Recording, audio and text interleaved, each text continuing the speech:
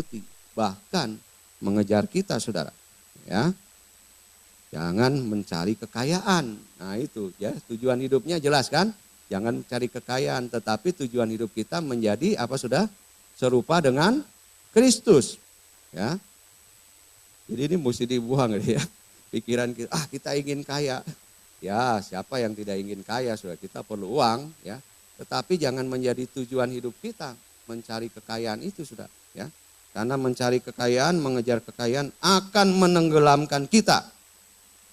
1 Timotius 6 ayat 9 sampai 10. Tetapi mereka yang ingin kaya terjatuh ke dalam pencobaan, ke dalam jerat, dan ke dalam berbagai-bagai nafsu yang hampa dan yang mencelakakan, yang menenggelamkan manusia ke dalam keruntuhan dan kebinasaan. Karena akar segala kejahatan ialah cinta uang. Sebab oleh memburu uanglah beberapa orang telah menyimpang dari iman dan menyiksa dirinya dengan berbagai-bagai duka. Wah, saudara, ya, kalau kita mencari uang dan tujuan kita hanya mencari kekayaan, ya, siang malam cari uang, kan ada lagunya ya. Siang malam, pagi, petang, terus uang terus, saudara, ya. Nah, kalau udah matanya mata duitan gitu kan, apa itu mata duitan tuh, matanya hijau ya katanya ya. Coba lihat kanan kirinya, ada matanya hijau enggak di sini tuh? Ya. Wah, saudara, dia akan menghalalkan berbagai cara, saudara, ya. Berbagai cara. Ya, sampai apa? Menggelembungkan ya. Masa UPS saja katanya 5 miliar ya. Tahu nggak cerita itu, saudara? Ngikutin berita nggak, saudara? Kita mesti berdoa banyak nih buat Bapak siapa? Pak Ahok ya. Bukan Mi Ahok belakang, saudara. Buat Bapak Ahok, saudara, ya. Dia mau katanya mau di impeachment ya, mau di apa itu istilahnya, dimaksulkan apa? Ya, pemaksulan. Ya, itulah ya. Karena apa? Dia lihat, wah ini anggaran nggak benar nih. Dia mau hidup jujur, dia mau menyatakan yang benar. Orang-orang, ya itu tadi, yang cinta uang itu kan. Ya, cinta uang, matanya hijau, jadi menggelembungkan, sudah. Ya, anggaran mestinya cuman ya paling 500 juta jadi 5 miliar. Ditambah nolnya 1, sudah. Gitu kan. Ya. Akibatnya apa, saudara? Entar, bukan sekarang, entar kena KPK, saudara. Ya, dan itu menenggelamkan mereka, saudara, karena cinta uang. Ya, jadi jangan kita itu terlalu cinta uang ya. Senang uang enggak? Senang pasti, tapi jangan jatuh cinta sama uang. Ya, karena senang uang itu kita perlu uang, saudara, untuk hidup, untuk bayar sekolah, untuk bayar listrik, untuk makan Hokben, untuk makan KFC, kita perlu uang, saudara. Ya, tapi jangan cinta uang. Nah, ini harus jadi pola pikir kita yang baru, saudara. Ya, hati-hati. Cinta uang, KPK, saudara, ya, nantinya. Ya, jadi sekali lagi tujuan hidup kita, saudara-saudara, tidak mencari kekayaan, tetapi menjadi seperti Kristus. Amin. Ya. Coba kita bilang begini ya, sama-sama ya, ngomong ya. Tujuan hidup saya bukan mencari kekayaan, tetapi menjadi seperti Kristus. Nah, coba ngomong sama sebelahnya, bilang, mantap ya, menjadi seperti Kristus ya, gitu kan. Nah, saudara-saudara, berjalan dalam perjanjian berkat, ya. Bukan hanya itu saja, tetapi berjalan dalam perjanjian berkat berarti kita tinggal dalam firman. Ya, tinggal dalam firman, itu berjalan dalam perjanjian berkat. Ya, bukan hanya merenungkan dan menghafal ayatnya saja, ya, tetapi tinggal dalam firman artinya melakukan firman Tuhan sampai menjadi satu kebiasaan, menjadi gaya hidup, menjadi pola hidup. Ya, Kalau kita lihat saudara dalam Yakobus 1, Yakobus 1 ayat 23. Sebab jika seorang hanya mendengar firman saja dan tidak melakukannya, ia adalah seumpama seorang yang sedang mengamat-amati mukanya yang sebenarnya di depan cermin. Baru saja ia memandang dirinya, ia sudah pergi. Atau ia segera lupa bagaimana rupanya. Tetapi barang siapa meneliti hukum yang sempurna, yaitu hukum yang memerdekakan orang, dan ia bertekun di dalamnya, jadi bukan hanya mendengar untuk melupakannya, tetapi sungguh-sungguh melakukannya, ia akan berbahagia oleh perbuatannya. Ya, jadi berjalan dalam perjanjian berkat itu melakukan firman Tuhan, sudah. Ya, sampai jadi gaya hidup dan dia akan mengalami kebahagiaan. Dia akan mengalami hal yang menyenangkan dalam hidupnya. Saudara mau hidup susah apa mau hidup senang, saudara? Ya, kalau mau hidup senang gampang aja, sudah. Lakukan firman Tuhan. Berjalan dalam perjanjian berkat. Wah, kita akan happy, sudah. Ya. Hidup kita happy, ya. Jadi kan ada apa namanya? Don't worry, be happy, saudara. Gitu kan? Ya. Nah, jadi saudara-saudara, mari kita lakukan firman Tuhan sampai jadi satu kebiasaan. Ya. Baca Alkitab menjadi satu kebiasaan. Merenungkan firman Tuhan jadi satu kebiasaan. Pergi ke kebaktian doa jadi satu kebiasaan, gitu kan? Ya. Melakukan perbuatan baik jadi satu kebiasaan. Wah, saudara, kita akan happy, ya. Kita akan happy. Tinggal dalam firman itu menandakan bahwa kita adalah murid Tuhan. Murid Kristus. Saudara murid Kristus enggak? Saudara yakin murid Kristus? Yakin enggak? Yohanes 8 ayatnya ke-31. Maka katanya kepada orang-orang Yahudi yang percaya kepadanya, jikalau kamu tetap dalam firman-Ku, kamu benar-benar adalah murid-Ku, dan kamu akan mengetahui kebenaran. Dan kebenaran itu akan memerdekakan kamu. Ya, udah benar jadi murid enggak, saudara? Gitu kan? Karena banyak, tapi enggak ada di Petamburan kan? Ya, enggak ada ya. Orang ngakunya jadi murid, tapi kelakuannya tidak seperti murid Kristus, saudara. Gitu kan? Yang namanya murid Kristus, dia akan melakukan apa yang diajarkan oleh Kristus, saudara. Gitu kan? Kan aneh, saudara. Guru kita ngajar 2 tambah 2 4. Kita ngaku kita muridnya dia, saudara. Ya, tapi kita bilang 2 tambah 2 itu 3. Ngotot lagi. Guru saya tuh salah. 2 tambah 2 itu 3. Ya, aneh, saudara. Gitu kan. Berarti dia bukan muridnya guru itu kan. Ya, tapi kalau kita murid guru itu kita bilang, oh iya 2 tambah 2 adalah 4. Sama, saudara. Saudara ngaku murid Kristus, ya kan? Saya murid Kristus, gitu kan? Saya pengikut Kristus. Apa buktinya? Udah ikut SPY, wah SPY dibawa-bawa, sudah, gitu kan? Ya. Tetapi kelakuannya tidak seperti murid Kristus yang seharusnya. Benar nggak murid Kristus, saudara? Gitu kan? Nah, jadi nanti pulang ke rumah, ya saya anjurkan pulang ke rumah, ambil selembar kertas. Lalu ambil pulpen, lalu tulis di situ. Kelakuan saya yang bukan seperti murid Kristus yang mana?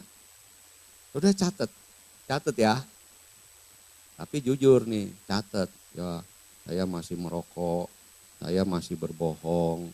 Ya, murid Kristus yang benar nggak begitu, sudah kan? Ya, tulis saja tapi, ya tulis saja. Tapi jangan kaget ya, kalau nanti tulis, daftarnya ternyata banyak juga nih. 20 kali ya. Wah, saudara harus punya komitmen. Apa komitmennya? Wah, minggu ini saya mesti coret 1 nih. Saya delete 1 nih. Ya, saya harus bertobat nih. Ya, mesti begitu, sudah. Lama-lama sudah jadi murid Kristus. Dan ketika kita menjadi murid Kristus, tadi saya sudah katakan, kita akan berjalan dalam perjanjian berkat. kita akan dikejar oleh berkat, saudara. Amin. Saudara mau dikejar oleh berkat? Ya, jadi murid Kristus yang benar, saudara. Jangan cuma ngaku murid Kristus, tetapi melakukan firman Tuhan, melakukan apa yang diajarkan oleh Kristus. Ya, kita akan tinggal dalam perjanjian berkat. Nah, saudara-saudara, kalau kita sudah tahu bahwa kita harus berjalan dalam perjanjian berkat, saudara, ya, maka kita harus tahu juga apa sih tujuan utama itu Allah memberkati kita.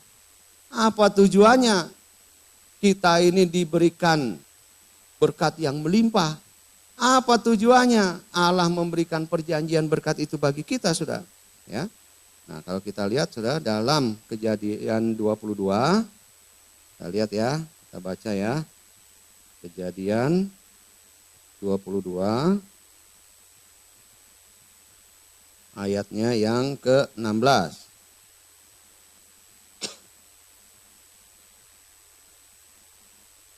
Kejadian 22 ayat 16 sampai 18.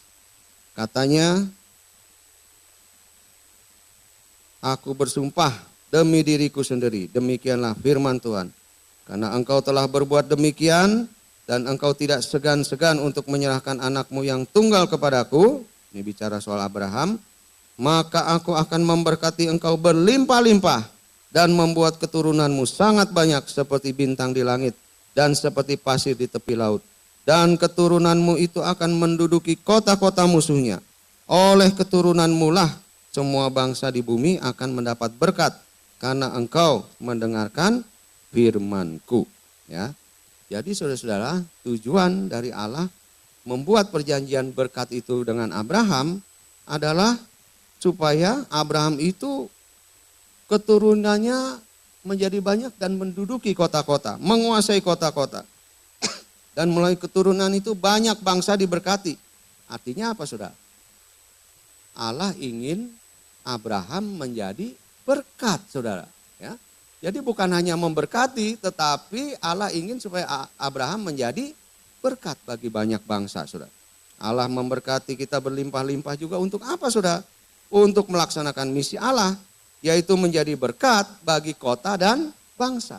Jadi itu tujuan utama Allah, saudara, dengan perjanjian berkat itu, ya, supaya kita menjadi berkat. Jangan cuma menikmati untuk diri sendiri, saudara, tetapi menjadi berkat buat kota-kota kita, untuk bangsa kita, saudara. Ya. Jadi kalau Tuhan itu kan begini, saudara, ya, dia lihat, ini anak saya ini, ya, saya kasih berkat, ternyata dia memberkati orang lain juga. Waduh, pundinya mau kosong nih, saya isi lagi deh, supaya dia bisa memberkati orang lain, saudara. Nah itu sifat Tuhan, saudara. Ya.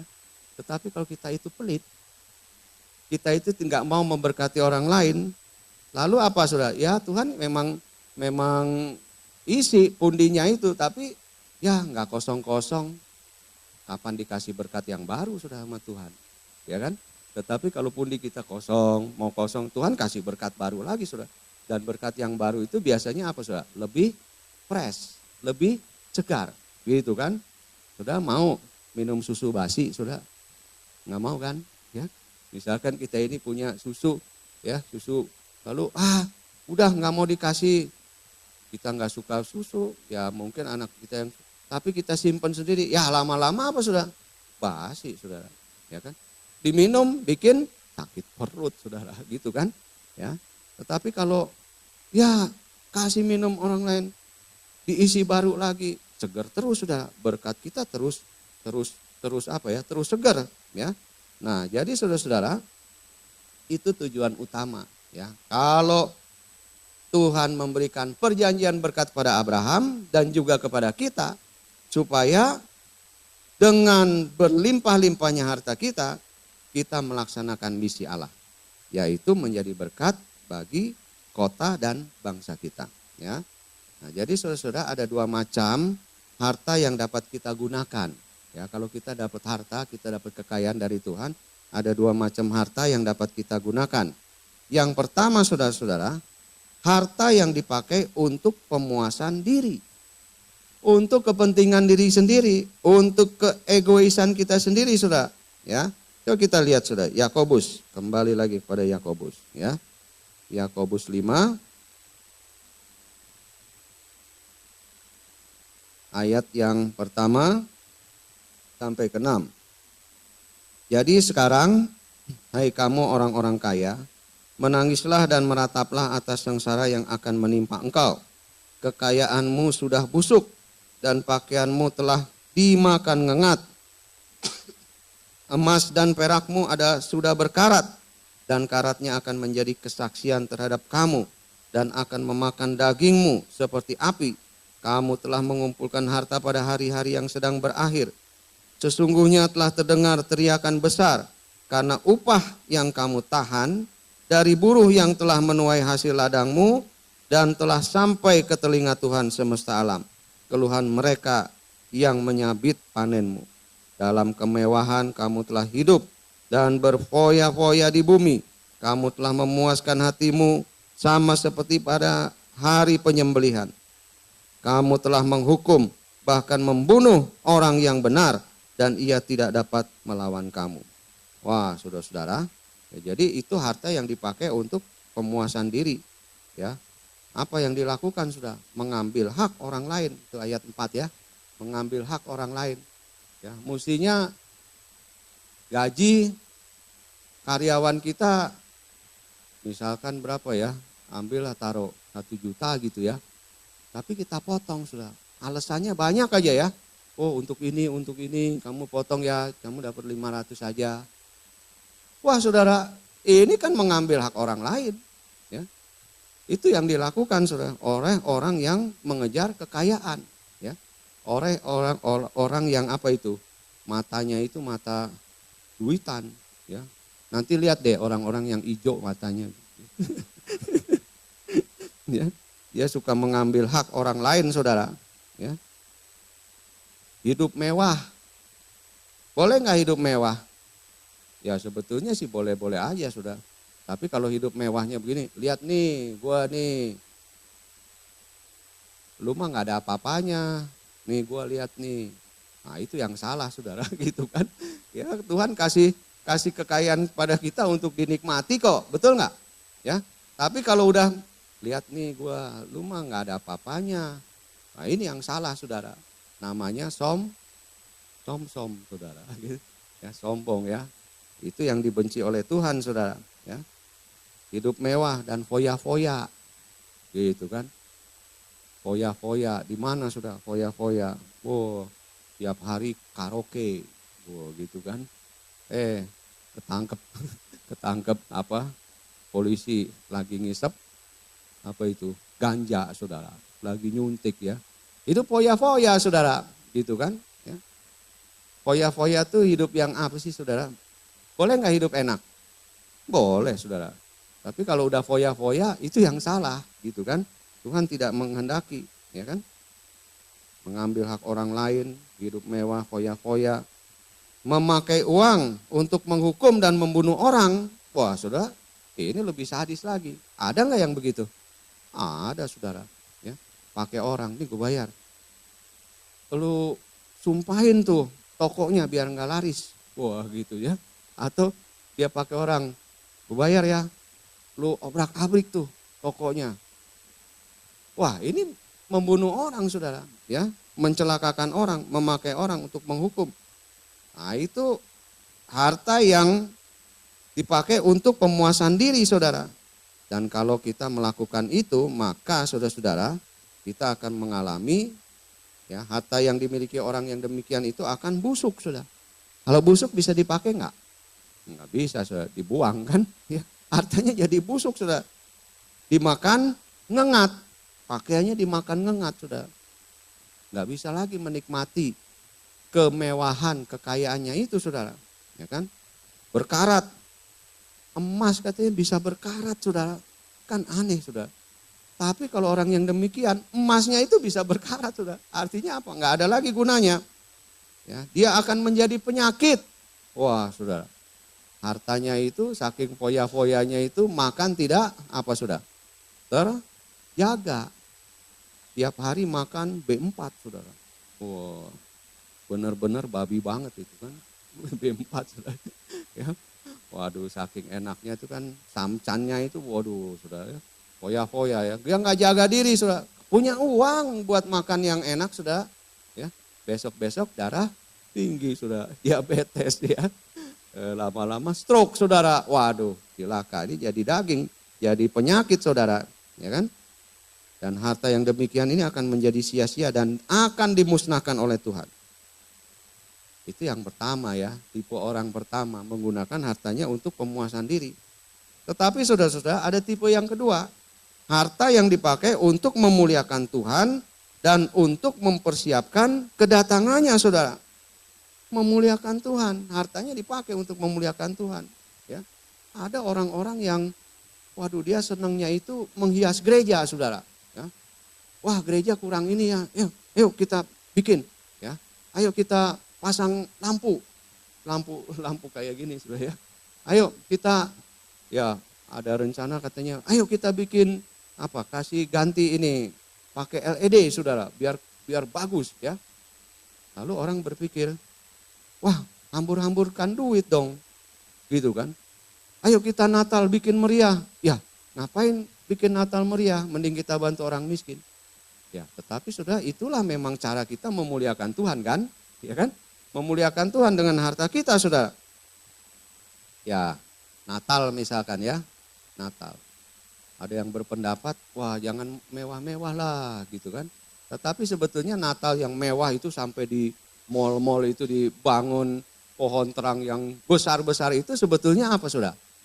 Ya ini konsep pikiran yang baru ya. Itu adalah untuk memuliakan Tuhan juga. Jadi orang-orang lihat, apalagi di Indonesia saudara, lihat, di mall keren banget nih pohon Natal gitu kan. Sampai apa saudara? Orang-orang yang berhijab, wah saudara ya, pengen foto di belakang pohon Natal saudara. Doain aja besok-besok dia menjadi pengikut pohon Natal juga saudara. Kan begitu saudara, ya memuliakan Tuhan. Ada orang yang memuliakan Tuhan dengan membantu orang miskin saudara. Diakonia, wah dia tergerak selalu lihat orang yang susah, aduh gue bantu dah, gitu kan. Anakmu nggak sekolah, ya saya bantu, gitu kan. Ya ini luar biasa saudara, ya memuliakan Tuhan dengan harta kita. Amsal 3 ayat 9 bilang, muliakanlah Tuhan dengan hartamu dan dengan hasil pertama dari segala penghasilanmu. Ya, jadi ini tipe orang yang kedua saudara, memuliakan Tuhan dengan hartanya dan untuk mempersiapkan kedatangan Tuhan dengan mengutangkan harta kita bagi apa saudara? Pekabaran Injil. Itu ya, mempersiapkan kedatangan Tuhan tuh mau nggak mau kita harus melakukan apa saudara? Pekabaran Injil, misi. Ya, nah contoh jemaat di Filipi yang dengan setia mendukung pekerjaan pekabaran Injil yang dilakukan oleh Rasul Paulus. Nanti baca ini Filipi 4 ayat 20. Ya. Dukung pekerjaan Tuhan. Aduh, ada gereja di kampung sana yang mau roboh, gitu kan? Ya, ayo kita bantu.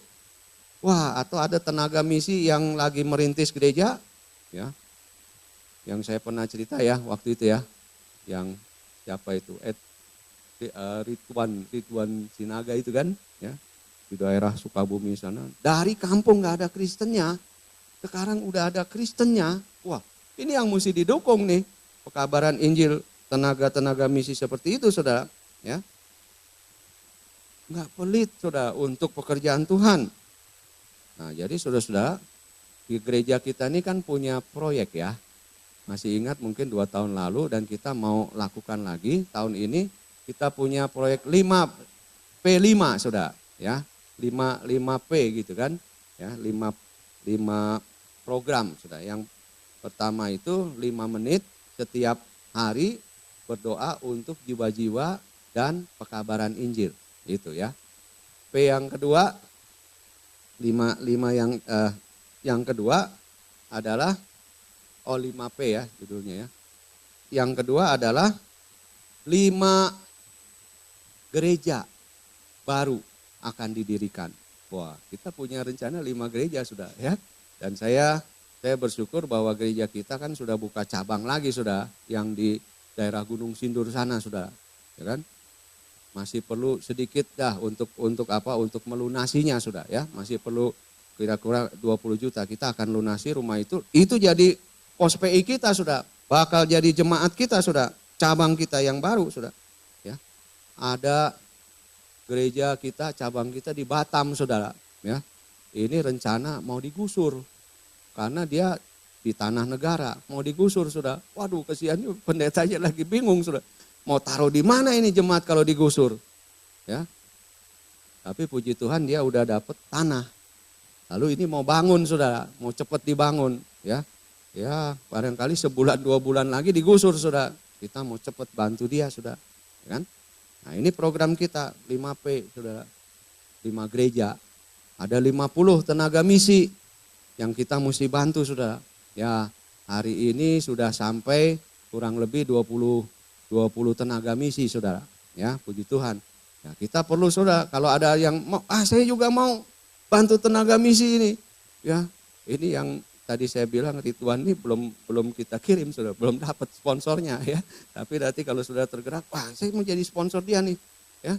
Wah, dia menginjil aja sudah, ya. Ada orang yang sering di sini sudah, ya. Itu namanya Pardamaian itu, ya. Yang suaranya keras, maklum namanya aja Pardamaian sudah. Ya.